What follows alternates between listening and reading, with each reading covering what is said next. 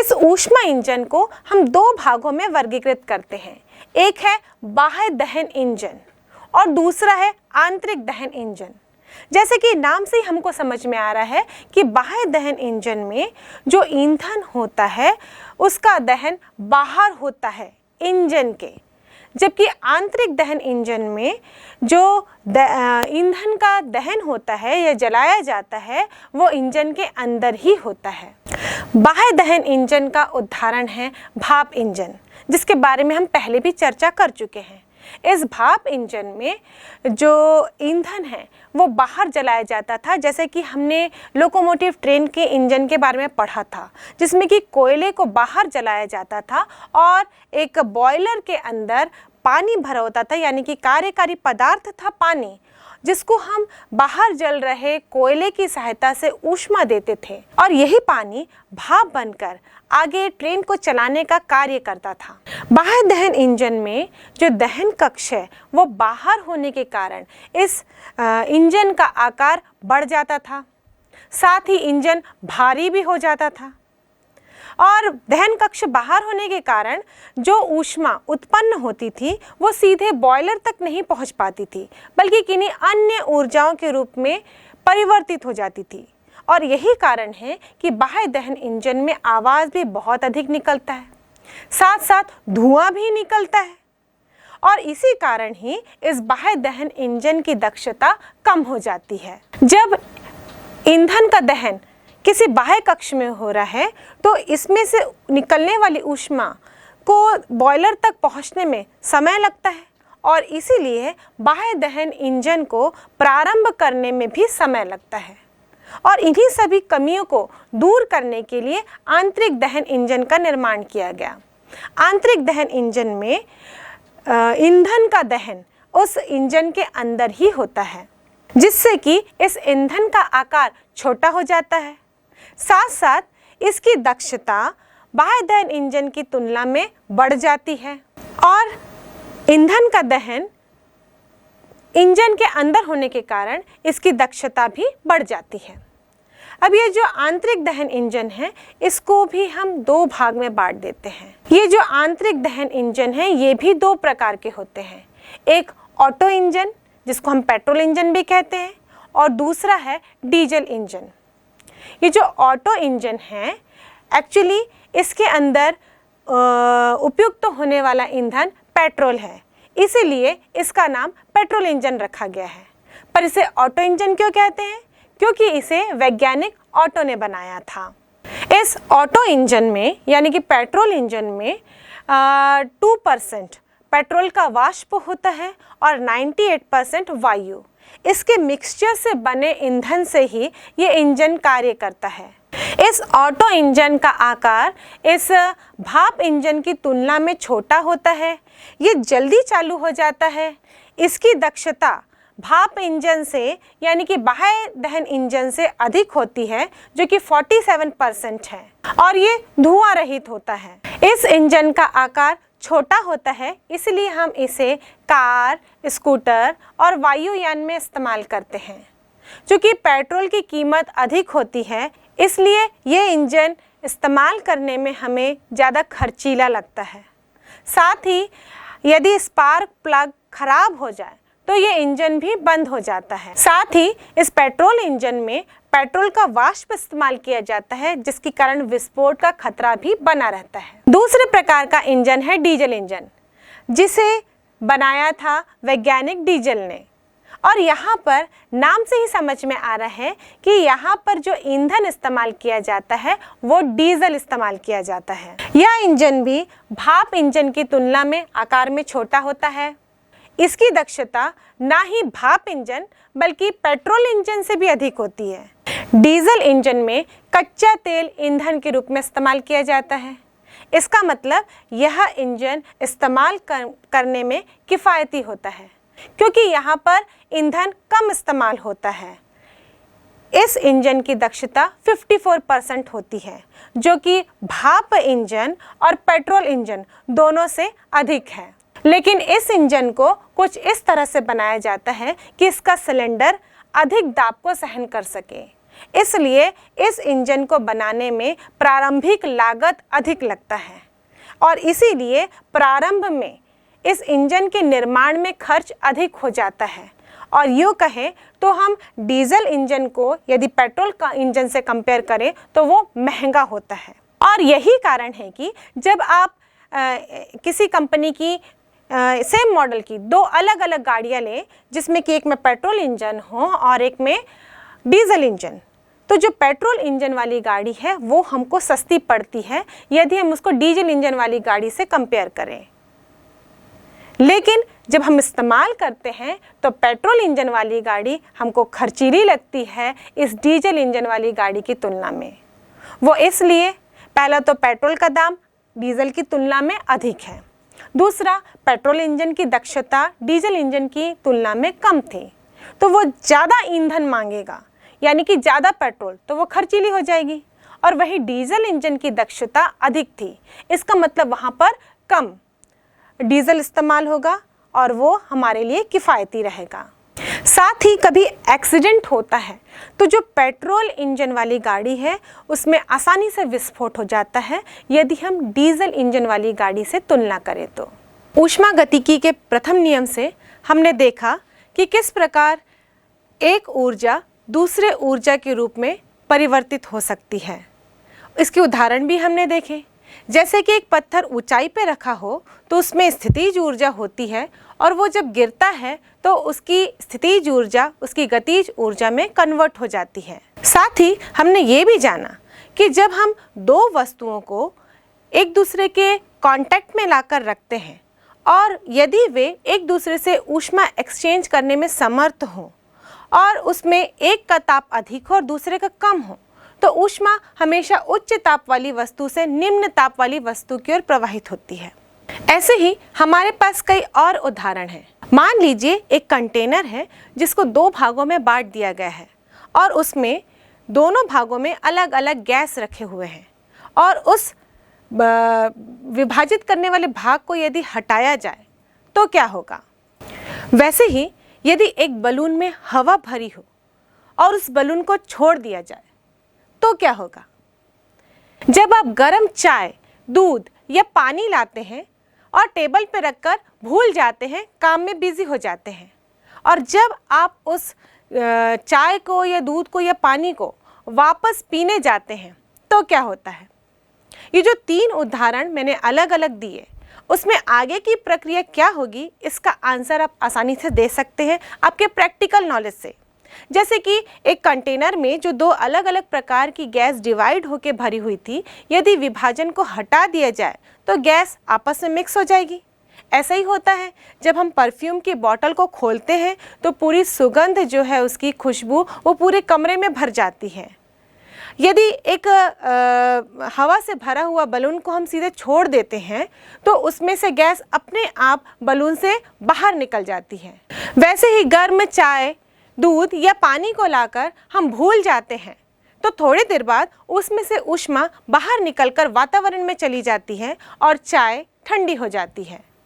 तो ये सारे क्वेश्चंस के आंसर आपके पास अवेलेबल थे क्योंकि आपने इनको एक्सपीरियंस किया था। मैं ये कहूँ कि क्या ये पॉसिबल है कि ठंडी वस्तु से ऊष्मा उच्च ताप वाली वस्तु की ओर प्रवाहित हो, या फिर मैं यूँ कहूँ कि एक गर्म चाय को लाकर मैं रख दूँ और वो और थोड़ी देर बाद गर्म हो जाए, क्या ये पॉसिबल है। या फिर वो जो बलून से हवा बाहर निकल गई है वो अपने आप ही उस बलून के अंदर घुस जाए, या फिर ये जो दोनों ही गैस कंटेनर में आपस में मिल गए थे वो वापस एक दूसरे से सेपरेट हो जाएं, तो क्या ये वास्तव में पॉसिबल है। इसका आंसर तो आप नहीं देंगे क्योंकि जहाँ तक आपने प्रैक्टिकली देखा है आपने ऐसा कभी भी होते हुए नहीं देखा होगा। लेकिन जब हम इसको ऊष्मागतिकी के प्रथम नियम के आधार पर समझें तो ये रिवर्स प्रोसेस भी पॉसिबल होने चाहिए, क्योंकि जब बैलून से हवा बाहर निकल जाती है और वापस भरी जाएगी, इसका मतलब क्या होगा कि उस बलून के अंदर भरे हुए वायु के गैस की आंतरिक ऊर्जा वही होगी। वैसे ही जो दो गैस आपस में सेपरेट होने के बाद मिक्स हो चुके थे वापस सेपरेट करेंगे तो उनकी आंतरिक ऊर्जा वही होगी। तो जब आंतरिक ऊर्जा सेम है तो ये प्रोसेस पॉसिबल होना चाहिए, पर वास्तव में ऐसा नहीं होता। वैसे ही हम ऊष्मागतिकी के प्रथम नियम के आधार पर ऊष्मा इंजन का निर्माण किए और ऊष्मा इंजन की दक्षता भी एक से अधिक नहीं हुई, जबकि ऊष्मागतिकी के प्रथम नियम के अनुसार यदि हम देखें तो जो ऊष्मा है वो कार्य में पूर्ण रूप से परिवर्तित की जा सकती है यदि उसके अंदर कार्यकारी पदार्थ चक्रीय रूप से कार्य कर रहा हो तो, लेकिन फिर भी इस ऊष्मीय इंजन की दक्षता एक से कम थी। इसका मतलब ये है कि ऊष्मागतिकी के इन नियमों में कुछ चीज़ मिसिंग है और वो मिसिंग चीज़ का आंसर करने के लिए ही ऊष्मागतिकी के दूसरे नियम को परिभाषित किया जाता है। ऊष्मागतिकी के दूसरे नियम के दोनों ही कथन एक्चुअली एक नेगेटिव स्टेटमेंट है जो कि असंभव या फिर नहीं हो सकता, नहीं बनाया जा सकता, ऐसे शुरुआत होती है। और ये दोनों ही कथन दो अलग अलग वैज्ञानिकों ने दिया था। क्लासियस के अनुसार ऐसी कोई भी स्वचालित मशीन बनाना असंभव है जो निम्न ताप वाली वस्तु से ऊष्मा को उच्च ताप वाली वस्तु में स्थानांतरित कर सके। और इसी नियम के अनुसार यदि हम देखें तो निम्न ताप वाली वस्तु से उच्च ताप वाली वस्तु में ऊष्मा का प्रवाह नहीं होता। वैसे ही निम्न विभव से उच्च विभव में भी धारा का प्रवाह नहीं होता। इसी प्रकार हम देखें तो कोई भी वस्तु अपने आप ही नीचे से ऊंचाई में नहीं पहुंच पाती। इन सभी प्रक्रियाओं में, इन सभी उदाहरणों में हम रिवर्स प्रोसेस भी करवा सकते हैं यदि बाह्य बल लगाया जाए। जैसे कि एक नीचे रखे हुए पत्थर को ऊपर पहुंचाना है तो हम बल लगाते हैं एक्सटर्नल और उसकी सहायता से वो पत्थर नीचे से ऊपर की ओर पहुंच जाता है।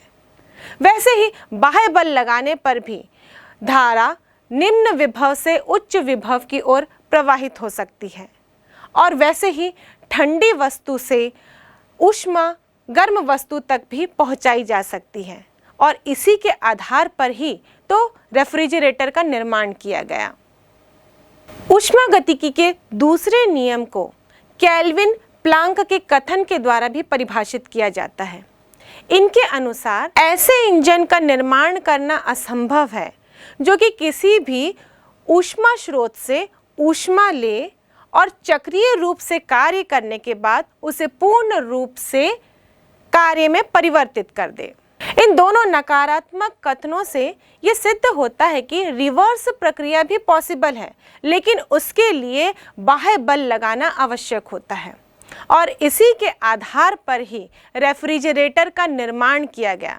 रेफ्रिजरेटर भी एक ऐसी मशीन है, एक ऐसी युक्ति है जो कि निम्न ताप वाली वस्तु से ऊष्मा को अवशोषित करती है और उच्च ताप वाली वस्तु को स्थानांतरित कर देती है।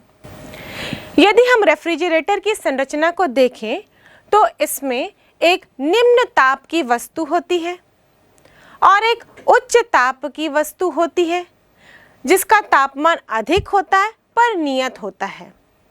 और साथ ही इसमें कार्यकारी पदार्थ होता है जो चक्रीय रूप से कार्य करता है। यह कार्यकारी पदार्थ ऊष्मा को ठंडी वस्तु से अवशोषित करता है और उसे उच्च ताप वाली वस्तु में स्थानांतरित करता है। पर इस प्रक्रिया में इस कार्यकारी पदार्थ पर कार्य किया जाता है। तो यदि इसको हम चित्र अनुसार देखें तो मान लीजिए ये एक ठंडी वस्तु है जो निम्न ताप पर स्थित है और ये उच्च ताप वाली वस्तु है जिसका ताप नियत रहेगा।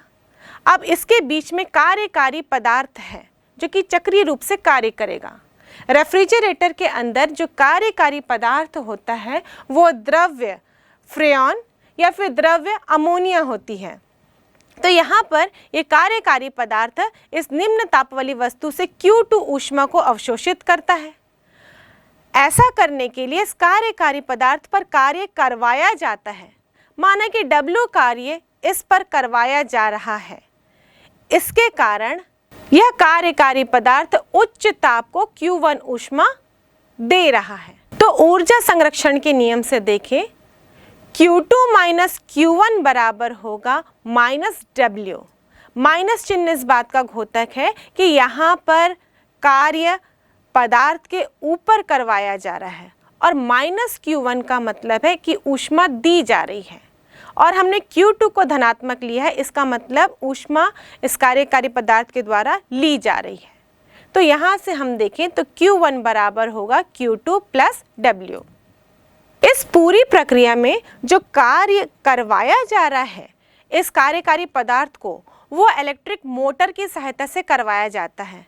हम देखते हैं कि जब हम विद्युत ऊर्जा देते हैं तो वो मोटर की सहायता से ही ये कार्यकारी पदार्थ ठंडी वस्तु से ऊष्मा लेता है और ये गर्म वस्तु को देता है। अब आप बोलेंगे कि रेफ्रिजरेटर में गर्म वस्तु कौन सी है? तो आपने रेफ्रिजरेटर को ध्यान से देखा होगा, उसके पीछे वाला पोर्शन जहाँ पे आपको कुछ वायर्स या पाइप नज़र आते हैं, एक जाली सी बनी होती है, उस पोर्शन को हम छुएंगे तो वो गर्म लगता है। तो वास्तव में ये वातावरण ही इस रेफ्रिजरेटर के लिए उच्च ताप वाली वस्तु का कार्य करता है। और हम जानते हैं कि वातावरण को कितना भी ताप दिया जाए इस रेफ्रिजरेटर के माध्यम से तो इसका ताप बढ़ता नहीं है। हालांकि थोड़ा बहुत बढ़ता है, लेकिन हम एक आदर्श कंडीशन में मान के चले तो इसका ताप एक नियत ही बना हुआ रहता है और जो वस्तु फ्रिज के अंदर रखी हुई है और वो ठंडी होते जाती है। जिस प्रकार हम ऊष्मा इंजन की दक्षता ज्ञात करते थे, वैसे ही रेफ्रिजरेटर में हम कोफिशिएंट ऑफ परफॉर्मेंस यानी कि कार्य गुणांक ज्ञात करते हैं। और किसी भी रेफ्रिजरेटर का कार्य गुणांक कार्यकारी पदार्थ द्वारा निम्न ताप से ली गई ऊष्मा और कार्यकारी पदार्थ पर किए गए कार्य का अनुपात होता है। तो हम यहाँ लिखेंगे बीटा बराबर Q2 अपॉन W, क्योंकि यहाँ पर Q2 इस निम्न ताप से ली गई ऊष्मा थी और W इस कार्यकारी पदार्थ पर किया गया कार्य। चूँकि W का मान Q1 माइनस Q2 है, इसीलिए बीटा बराबर होगा Q2 upon Q1 minus Q2। इससे पहले हम जब कार्नोट चक्र में गणितीय कैलकुलेशन कर रहे थे तो हमने देखा था Q1 अपॉन Q2 के जगह हम T1 अपॉन T2 लिख सकते हैं, मतलब ऊष्मा को हम ताप के रूप में भी दर्शा सकते हैं। तो यहाँ पर हम लिखेंगे Q1 अपॉन Q2 बराबर T1 अपॉन T2। अब इन दोनों पक्षों में एक घटाने पर हमें मिलेगा Q1 अपॉन Q2 माइनस 1 बराबर T1 अपॉन T2 माइनस 1। बस इसको हम सरल करते जा रहे हैं, एलसीएम लेंगे तो यहाँ हो जाएगा Q1 minus Q2 upon Q2 equal to T1 minus T2 upon T2। अगर मैं इन दोनों पक्षों का व्युत्क्रम करूं तो ये होगा Q2 upon Q1 minus Q2 बराबर T2 upon T1 minus T2। जहां हम देखें बीटा बराबर होता है T2 upon T1 minus T2 और ये Q2 upon Q1 minus Q2 ये तो कार्य गुणांक के बराबर होता है। तो यहाँ से हम लिख सकते हैं बीटा बराबर T2 upon T1 minus T2 और यही किसी भी रेफ्रिजरेटर प्रशीतक के कार्य गुणांक का सूत्र होता है। और इस सूत्र से ये स्पष्ट है कि जैसे जैसे पदार्थ का तापमान कम होता जाएगा, मतलब ठंडी वस्तु और ठंडी होते जाएगी, उस कंडीशन में रेफ्रिजरेटर को कार्य करवाना उतना ही मुश्किल होते जाता है। अब यूँ कहें कि इस वस्तु का ताप शून्य हो जाए, यानी कि वस्तु परम ताप में पहुंच जाए, उस समय ये कार्य गुणांक भी शून्य हो जाएगा। और यूँ कह सकते हैं हम लोग कि ऐसा रेफ्रिजरेटर बनाना असंभव है जिसमें कि वस्तु के तापमान को परम शून्य तक पहुंचाया जा सके। अब हम रेफ्रिजरेटर के कार्य गुणांक और ऊष्मा इंजन की दक्षता में संबंध ज्ञात करेंगे। हम जानते हैं कार्य गुणांक बीटा बराबर Q2 upon Q1 minus Q2 और यहाँ पर हम न्यूमरेटर और डिनोमिनेटर में यदि Q1 से भाग दे दें तो हमें मिलेगा बीटा बराबर Q2 upon Q1 upon 1 minus Q2 upon Q1। जैसा कि हमने दक्षता के सूत्र में देखा था, ईटा बराबर होता है 1 माइनस Q2 अपॉन Q1।